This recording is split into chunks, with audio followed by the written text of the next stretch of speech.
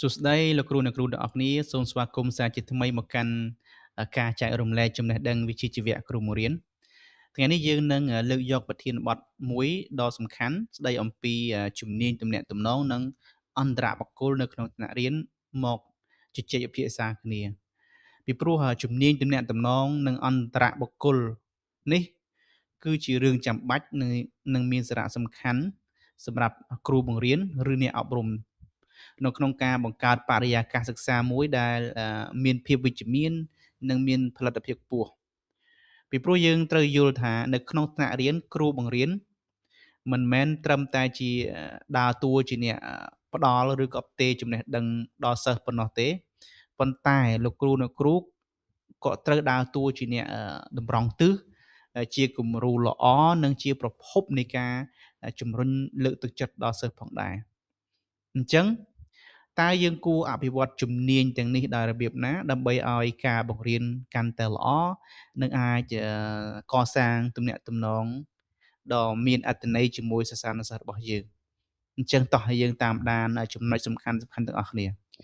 ជំហានទី1គឺភាពច្បាស់លាស់នឹងការប្រើប្រាស់កាយវិការដើម្បីឲ្យសិស្សយើងងាយយល់ហើយយើងគួរតែប្រើប្រាស់ភាសាសាមញ្ញណែនាំឲ្យខ្លីច្បាស់លាស់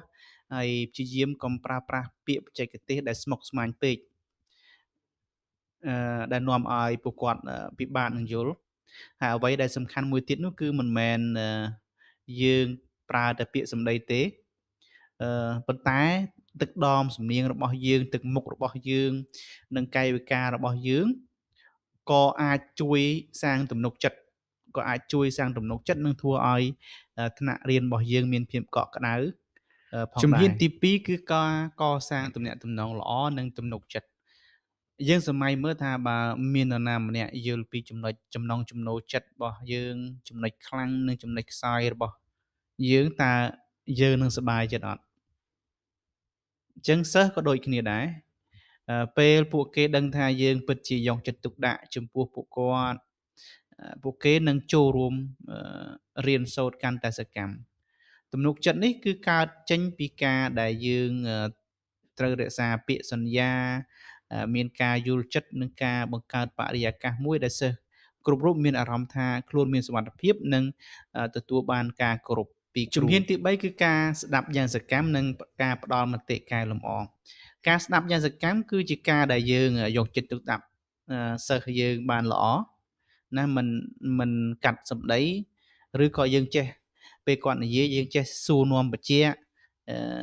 ដើម្បីឲ្យគាត់ហ៊ានបញ្ចេញមតិយោបល់បន្ថែមហើយនៅពេលដែលសិស្សយើងធ្វើកិច្ចការខុសឬក៏មានកំហុសការផ្ដល់មតិលំកែលម្អឬក៏ feedback ហ្នឹងគឺជារឿងចាំបាច់គ្រូអ្នកគ្រូត្រូវតែធ្វើប៉ុន្តែសូមចាំថាយើងត្រូវផ្ដោតទៅលើកិច្ចការឬសកម្មភាពរបស់ពួកគេ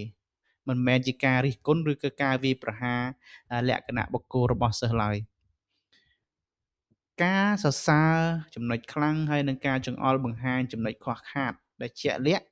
ប៉ុន្តែវានឹងជួយឲ្យកូនសិស្សរបស់យើងគឺចូលរួមជាមួយយើងមានទំនុកចិត្តហើយនឹងជំហានទី4គឺការដោះស្រាយជម្លោះ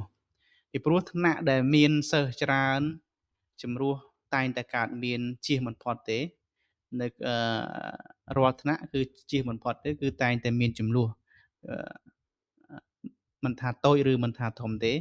អញ្ចឹងពេលដែលថ្នាក់យើងមានបញ្ហាគ្រូត្រូវដើរតួជាអ្នកសម្របសម្រួលដោយយុត្តិធម៌និងលើកទឹកចិត្តឲ្យសិស្សនិយាយអំពីកង្វល់របស់ពួកគេដោយបើកចំហការដែលយើងធ្វើជាគំរូក្នុងការដោះស្រាយបញ្ហាដោយសន្តិវិធីនេះវាមិនត្រឹមតែជាការបញ្ចប់ចំនួនដែលគាត់ឆ្លោះគ្នាទេប៉ុន្តែវាក៏ជាការបង្រៀនមេរៀនជីវិតដ៏មានតម្លៃដែលសិស្សអាចយកទៅប្រើប្រាស់ពេញមួយជីវិតផងដែរអញ្ចឹងសរុបមកវិញការក្លាយជាគ្រូដែលពូកែទំនាក់ទំនងគឺជាដំណើរការមួយដែលទាមទារការយកចិត្តទុកដាក់និងអនុវត្តជាប្រចាំនៅពេលដែលយើងយកជំហានទាំង4នេះទៅប្រើប្រាស់នៅក្នុងថ្នាក់រៀនយើងនឹងក្លាយជាកន្លែងដែលសិស្សមានអារម្មណ៍ថាខ្លួនមានតម្លៃមានកម្លាំងចិត្តនិងមានឆន្ទៈក្នុងការរៀនសូត្រ ដូច្នេះលទ្ធផលដែលយើងនឹងទទួលបានមកវិញគឺពិតជាមានតម្លៃធំធេងណាស់ទាំងចំពោះការលូតលាស់របស់សិស្សនិងសេចក្តីសុខក្នុងការបង្រៀនរបស់យើងដូចគ្នាអញ្ចឹងសម្រាប់ប្រធានបទនេះខ្ញុំមានតែប៉ុណ្្នឹងអរគុណដល់លោកគ្រូអ្នកគ្រូចំពោះការតាមដានទស្សនាហើយយើងនឹងជួបគ្នានៅប្រធានបទអឺបន្តបន្ទាប់ទៀតសូមជម្រាបលា